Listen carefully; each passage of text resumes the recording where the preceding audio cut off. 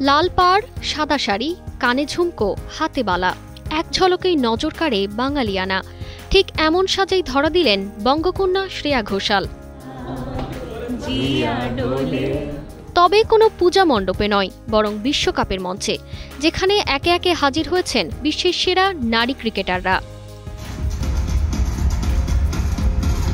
ভারত শ্রীলঙ্কা ম্যাচের মধ্য দিয়ে ৩০ সেপ্টেম্বর শুরু হয় আইসিসি নারী বিশ্বকাপ ২০২৫। বরাবরের মতো এবারও আয়োজক হিসেবে রয়েছে ভারত।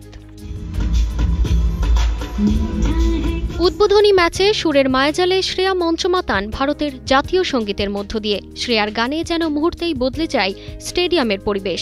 ধীরে ধীরে ক্যামেরা ঘোরানো হয় ভারতের খেলোয়াড়দের দিকে। চোখে পড়ে প্রতিটি খেলোয়াড়ের আবেগীয় মুহূর্ত।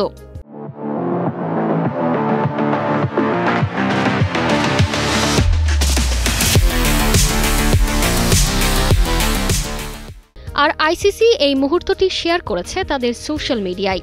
ক্যাপশনে জুড়ে দিয়েছে, ভারতীয় খেলোয়াড়দের হৃদয়ভরা অনুভূতি স্পষ্ট।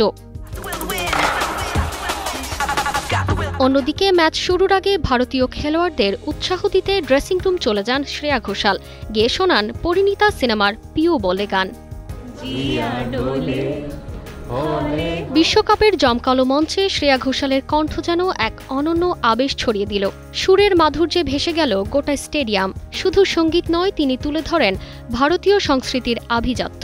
শ্রেয়ার এমন পরিবেশনা এবারের আসরকে স্মরণীয় করে রাখবে, এমনটাই বলছেন সংশ্লিষ্টরা। তারতিবা ফারুহি, কালের কণ্ঠ।